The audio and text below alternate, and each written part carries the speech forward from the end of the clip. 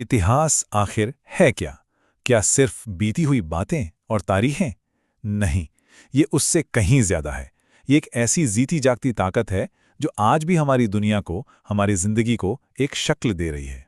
तो सवाल ये उठता है कि सदियों पुरानी जमीन में दबी हुई कहानियां अचानक हमारे आज को कैसे बदल सकती हैं। आज हम इसी की पड़ताल करेंगे।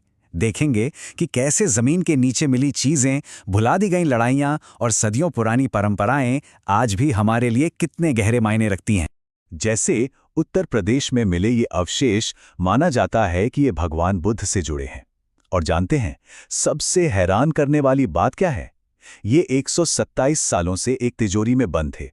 जरा सोचिए, एक सदी से भी ज्यादा, एक पूरी कहानी जो बस बाहर आने का इंतजार कर रही थी।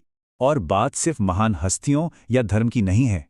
पत्थरों में आम लोगों की कहानियां भी कैद हैं। जैसे कर्नाटक में मिला ये शिलालेख। ये कोई जीत का जश्न नहीं मना रहा, बल्कि करीब 500 साल पहले पड़े एक भयंकर सूखे की कहानी बता रहा है। एक ऐसी त्रासदी जिसमें हजारों जानें गई। और ये शायद भारत में किसी कुदरती आफत से हुई तबाही का पहला ऐसा रिकॉर्ड है। या फिर मदुरई की बात करें, जहां हाल ही में जमीन के नीचे से 800 साल पुराना शिव मंदिर मिला, जो वक्त की धूल में कहीं खो गया था। ये सारी खोजें एक ही बात तो कह रही हैं कि हमारा अतीत कहीं गया नहीं है, वो हमारे पैरों के नीचे ही है, बस उसे खोजने भर की देर है। तो चलिए सबसे पहले इन्हीं दबी हुई दुनियाओं में झांकते हैं और देखते हैं कि ये हमारे इतिहास के बारे में क्या नया बता रही हैं। जरा इस टाइमलाइन को देखिए। ये हमें बताती है कि हम कितने लंबे वक्त की बात कर रहे हैं। एक तरफ कच्छ में ऐसे लोगों के निशान मिले हैं जो हड़प्पा सभ्यता से भी 5000 साल पहले वहां रहते थे, सोचिए। और दूसरी तरफ तमिलनाडु के खिलाड़ी में एक पूरी शहरी सभ्यता के सबूत मिले हैं जो लगभग 2600 साल पुरानी है। ये इस बात का सबूत है कि संगम काल में भी वहां शहर बसते थे। अब कच्छ वाली खोज की सबसे दिलचस्प बात क्या है पता है? ये शेल मिडन साइट्स पर की गई है। अब ये सुनने में बड़ा भारी भरकम शब्द लगता है, पर इसका मतलब है सीपियों के प्राचीन ढेर। सीधे सीधे कहें तो उस जमाने का कूड़ा घर। लेकिन वैज्ञानिकों के लिए ये किसी खजाने से कम नहीं, क्योंकि ये सीपियां उस वक्त के मौसम, माहौल और जिंदगी के बारे में ऐसी ऐसी बातें बताती हैं जो कहीं और लिखी नहीं मिलती। तो ये तो हुई जमीन से निकली चीजों की बात। लेकिन इतिहास सिर्फ खुदाई से नहीं बनता। ये इससे भी बनता है कि हम किन कहानियों को याद रखते हैं और किन्हें भुला देते हैं। तो चलिए अब उन संघर्षों की बात करते हैं जिन्हें हम अक्सर याद नहीं करते। यहाँ हम बात करेंगे कुछ ऐसे आदिवासी विद्रोहों की और उन गुमनाम नायकों की जिनकी कहानियां इतिहास की किताबों में कहीं दबकर रह गई हैं। जब भी आज़ादी की पहली लड़ाई की बात होती है तो हमारे जहन में 1857 का साल आता है ना? लेकिन सच ये है कि उससे भी बहुत पहले देश के कई आदिवासी समुदाय अंग्रेजों के खिलाफ हथियार उठा चुके थे। जैसे कि संथाल विद्रोह, ये 1857 से भी 2 साल पहले हुआ था। सिद्धू और कान्हू के नेतृत्व में हजारों लोगों ने अंग्रेजों, जमींदारों और साहूकारों के शोषण के खिलाफ बगावत कर दी थी।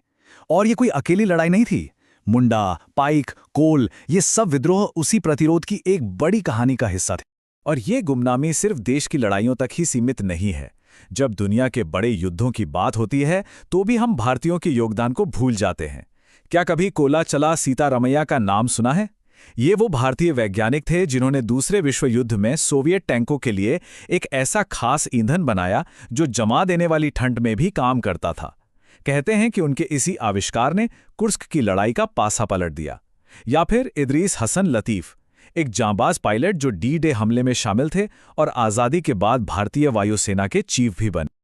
लतीफ़ की कहानी में एक बहुत ही भावुक मोड़ तब आया जब बंटवारे के वक्त उनसे पूछा गया कि वो पाकिस्तान क्यों नहीं जा रहे। उनका जवाब आज भी गूंजता है।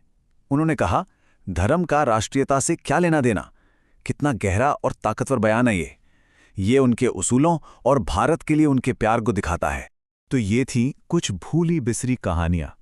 अब बात करते हैं उन जगहों और प्रतीकों की जो हमारे अतीत की निशानी है। लेकिन इन्हें सिर्फ बचाकर रखना ही काफी नहीं है। सवाल ये भी है कि हम इनका संरक्षण कैसे करते हैं और इनसे क्या मतलब निकालते हैं। किलाड़ी की मिसाल लेते हैं। ये सिर्फ एक पुरानी जगह की खोज नहीं, बल्कि एक बड़ी बहस का मुद्दा भी बन गई है। देखिए, एक तरफ है केंद्र सरकार की एजेंसी ASI, जिसका कहना है कि इसे 6वीं सदी ईसा पूर्व का मानने से पहले और पक्के सबूत चाहिए। वहीं दूसरी तरफ तमिलनाडु सरकार का मानना है कि ये एक प्राचीन धर्मनिरपेक्ष तमिल सभ्यता का जीता जागता सबूत है, जो तमिल पहचान के लिए बहुत अहम है। ये पूरा मामला हमें दिखाता है कि इतिहास की व्याख्या करना कितना पेचीदा हो सकता है और कैसे अतीत को लेकर आज की राजनीति में भी खिंचतान हो सकती है। लेकिन अच्छी बात यह है कि विरासत को बचाने का काम हमेशा विवादों में नहीं रहता। दिल्ली की राजों की बावली को ही देख लीजिए। 16वीं सदी की इस बावड़ी को ASI और वर्ल्ड मॉन्यूमेंट्स फंड ने मिलकर जैसे नई जिंदगी दे दी है। पुरानी तकनीक से चूने का प्लास्टर लगाया, पानी को साफ रखने के लिए मछलियां डाली। वाकई में एक शानदार काम किया गया है। और ये कमाल सिर्फ इमारतों के साथ नहीं हो रहा। भारतीय नौसेना ने तो 2000 साल पुरानी जहाज बनाने की एक तकनीक को फिर से जिंदा कर दिया है। इसे टंकाई विधि कहते हैं। इसमें लकड़ी के तख्तों को कील से नहीं जोड़ा जाता, बल्कि उन्हें सिला जाता है। इससे जहाज ज्यादा मजबूत और लचीला बनता है। सोचिए, हजारों साल पुराना ज्ञान आज भी कितना काम आ रहा है। तो ये तो हुई इमारतों और चीजों की बात, लेकिन इतिहास सिर्फ पत्थर और लकड़ी में ही तो नहीं बसता। उस इतिहास का क्या जो हमारी परंपराओं में, हमारे रीति रिवाजों में हर रोज सांस लेता है? वो कैसे जिंदा रहता है? चलिए अब बात करते हैं हमारी जीती जागती संस्कृति की, उन परंपराओं की, उन अनुष्ठानों की जो हजारों साल से पीढ़ी दर पीढ़ी चली आ रही हैं। भारत की आत्मा तो इसके त्योहारों में बसती है और इनमें से कई की जड़ें इतिहास में बहुत गहरी हैं। असम का अंबुबाची मेला हो, जो धरती के उपजाऊ होने का जश्न है, या फिर पुरी की विश्व प्रसिद्ध रथ यात्रा। कश्मीरी पंडितों के लिए खीर भवानी का मेला हो, जहां सब इकट्ठा होते हैं। ये सिर्फ पूजा पाठ या मेले नहीं हैं, ये वो धागे हैं जो समुदायों को आपस में जोड़ते हैं और अतीत को आज में जिंदा रखते हैं। और ये विरासत सिर्फ त्योहारों तक ही नहीं है, ये हमारे ज्ञान में भी जिंदा है। जरा सुश्रुत के बारे में सोचिए, जिन्हें फादर ऑफ सर्जरी कहा जाता है। आज से लगभग 2600 साल पहले उन्होंने प्लास्टिक सर्जरी जैसी तकनीकें विकसित कर ली थी। या फिर चरक, जिनकी लिखी चरक संहिता आज भी आयुर्वेद की बुनियाद मानी जाती है। वात, पित्त, कफ का जो सिद्धांत उन्होंने दिया, वो आज भी हमारी स्वास्थ्य की समझ का अहम हिस्सा है। तो हमने खोजें देखीं, कहानियां सुनी और परंपराओं को समझा। अब सवाल ये है कि ये सब मिलकर हमारे आज और आने वाले कल के लिए क्या मायने रखती हैं। चलिए वहीं लौटते हैं जहां से हमने सफर शुरू किया था, भगवान बुद्ध के उन अवशेषों पर। कहानी शुरू होती है 1898 में। उत्तर प्रदेश के पिपरावा में एक अंग्रेज जमींदार को जमीन के नीचे एक पत्थर का संदूक मिलता है और उसके अंदर से कई छोटे छोटे संदूक निकलते हैं और उनमें से एक पर ब्राह्मी लिपि में कुछ लिखा था। जब उसे पढ़ा गया तो पता चला कि उसमें भगवान बुद्ध के अवशेष हैं। ये अनमोल धरोहर, जिसमें मछली के आकार का ये खूबसूरत क्रिस्टल का संदूक भी शामिल है, पिछले 127 सालों से कलकत्ता के म्यूजियम की एक तिजोरी में बंद है। इन्हें आज तक किसी ने सार्वजनिक तौर पर नहीं देखा, लेकिन अब पहली बार इन्हें दुनिया के सामने लाने की तैयारी हो रही है।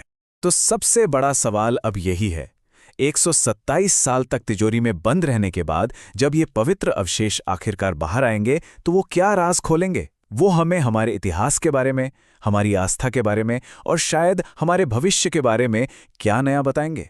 इसका जवाब हमें आने वाले वक्त में ही मिलेगा।